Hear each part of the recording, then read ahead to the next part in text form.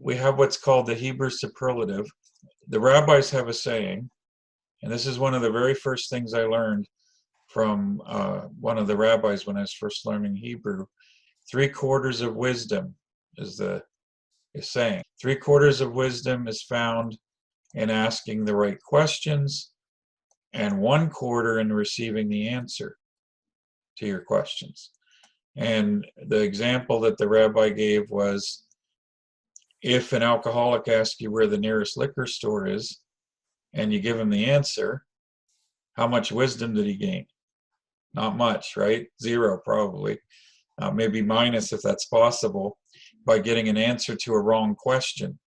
And this is something that's counterintuitive to the Western mind, particularly if you went to school system like I did. The teacher would say there's no such thing as a wrong question. The rabbi doesn't agree. The rabbis have taught this for many centuries. 1/4 of wisdom is receiving the answer. So if you ask a better question and you only get a partial answer, you gain more wisdom than asking a poor question and getting an answer.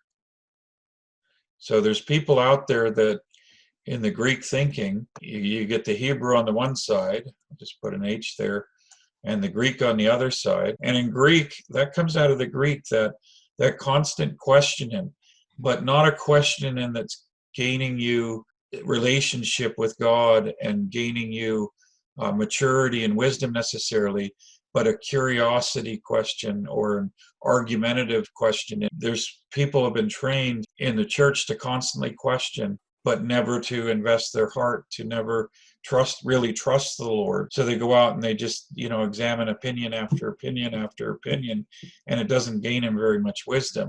And it talks about the last days and says people will be ever learning, but never able to come to the knowledge of the truth. There are people that are ever learning. They're pretending, maybe even deceiving themselves that, I'm making progress because I'm asking questions and I'm learning knowledge and facts, but spiritually they might even be going backwards. And of course the extreme version of that, I guess, could be somebody could end up in a cult or some false religion or who knows what. In the Bible example I like to use of that is John the Baptist's father. He asked a question of the angel Gabriel. Remember when Gabriel came to him and then he was struck mute for 9 months because he asked a bad question. And I'd say that bad question was defined as it was more of what we'd call a rhetorical question, where Zechariah, John the Baptist's father, was expressing his unbelief, his lack of faith. So it was in the form of a question. But questions are very important in Scripture and in Hebrew thought. And that's why I say when I ask God a question, I'm pretty much guaranteed that God's going to answer my question with a question. And then we go back and forth and back and forth.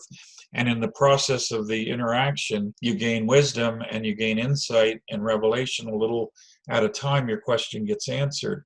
And that's normal. And in Hebrew thought, that's very normal. That's done all the time. So when Yeshua, I love to teach on the New Testament, and when you're getting these passages and you put them in their Hebrew Jewish context, you're getting understanding. There's a story where the religious leaders came to Yeshua and they said, by what authority do you do these things? In the context of that story, what was happening there is it wasn't just a random, what happened in that story where they're asking Yeshua, and they said, by what authority? They were not just randomly asking a question about his general ministry. If you follow the timeline, what had happened is Yeshua had just gone into the temple and he had made a whip and he had driven out the money changers and he had cleansed the temple. And the day that Yeshua did that was in Passover week, and he did it on the day that Jewish households would go and begin to search out the leaven in their home and get rid of the leaven in preparation for the days of unleavened bread that were coming up. And so when Yeshua went in the temple to cleanse it, he did it twice, both during the Passover week, both times at the same time. So in the timeline, what he was doing is he was cleansing the leaven out of his father's house. If you remember, the temple was his father's house, a house of prayer, and the money changers were leaven in the temple. So he went and he cleansed the leaven. And so when the Pharisees were responding to Yeshua and they said, by what authority do you do these things? What they were asking him is, by what authority did he cleanse the temple? They were making money off of this, and so by their authority, they had done things they weren't supposed to do and allowed the money changers in there. So this is the context they're coming to Yeshua, and they're saying, who gave you the authority to come in? We organized this for the Passover season, that we would bring in these money changers because we're getting these crowds, and we've got this all set up, and you came in like you're in charge of the place and threw the guys out. And Yeshua's answer to them, and that's how it relates to the whole question thing, is he said, you answer my question and I will answer your question. In Yeshua's question was actually hidden the answer to their question, but they didn't see it right away. And the question he asked him is, he said, John the Baptist, did he come from God or did he come from man? And what was hidden in his question was, did Yeshua come from God or from man? And in answering that question, if they recognized that he was from God, then they could answer their own question, by what authority he cleansed the temple. And if they didn't believe he was from God, then why didn't they throw him out? And of course, the answer was revealed in the passage. It says they were afraid of the people. So they were afraid to say John the Baptist was not from God because the people accepted him as from God. And so they're afraid to say John the Baptist wasn't from God. But on the other hand, the scripture says, if they answered he was from God, then the question Yeshua would ask him is, well, then why didn't you follow him? Tried to ride the fence. They said, well, we're not for or against him. So he was bringing it to a head by asking that question. He'll answer a question with a question off. Now, what I wanted to show you here is the Hebrew superlative. Hebrew superlative is when the Hebrew word is repeated twice. So an example of this, I'm going to show you in a moment from the scripture. Sometimes the word will be conjugated a little bit differently, and sometimes it'll just be the same exact word over and over, twice. Shalom, shalom. So you hear me say this greeting, and the reason I'm saying that, shalom in itself is a blessing. It's a greeting, but it's a blessing.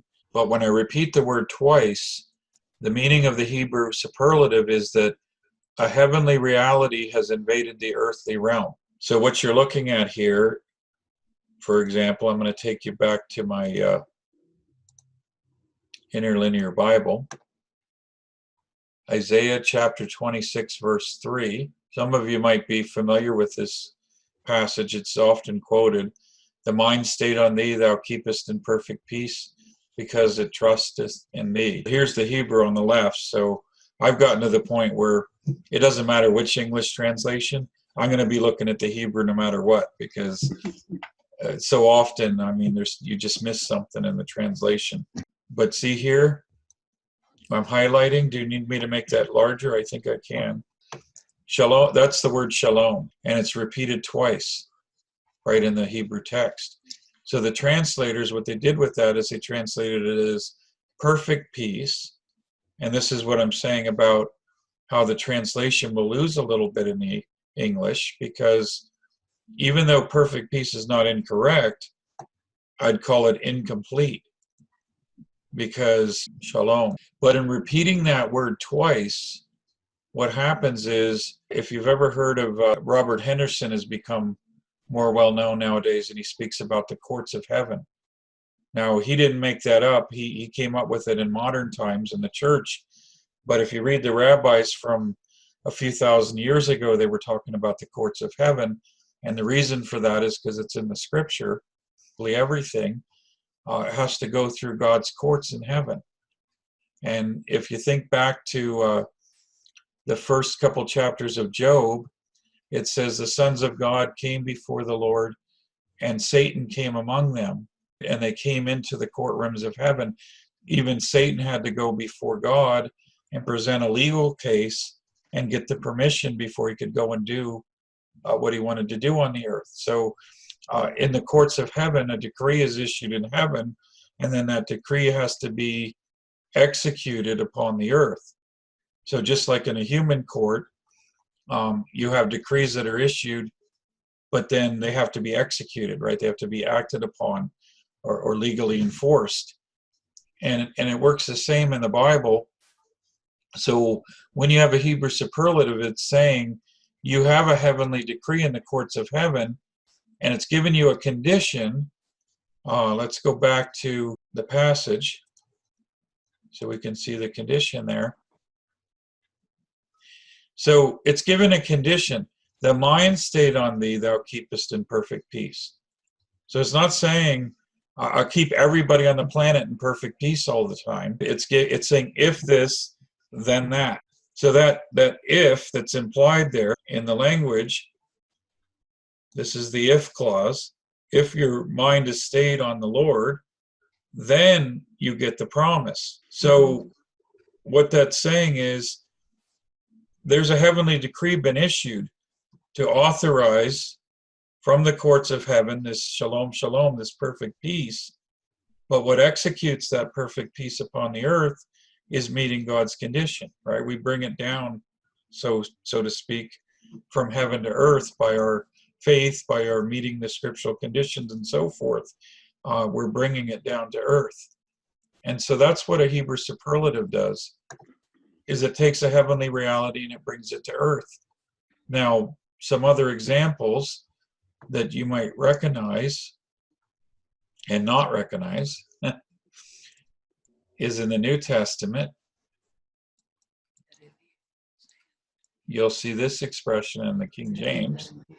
Verily, verily, right? And verily, verily is a Hebrew superlative. In fact, even when you look in the Greek translations of the New Testament, they will maintain the Hebrew, and what you'll see in the Greek text will be the Hebrew word amen.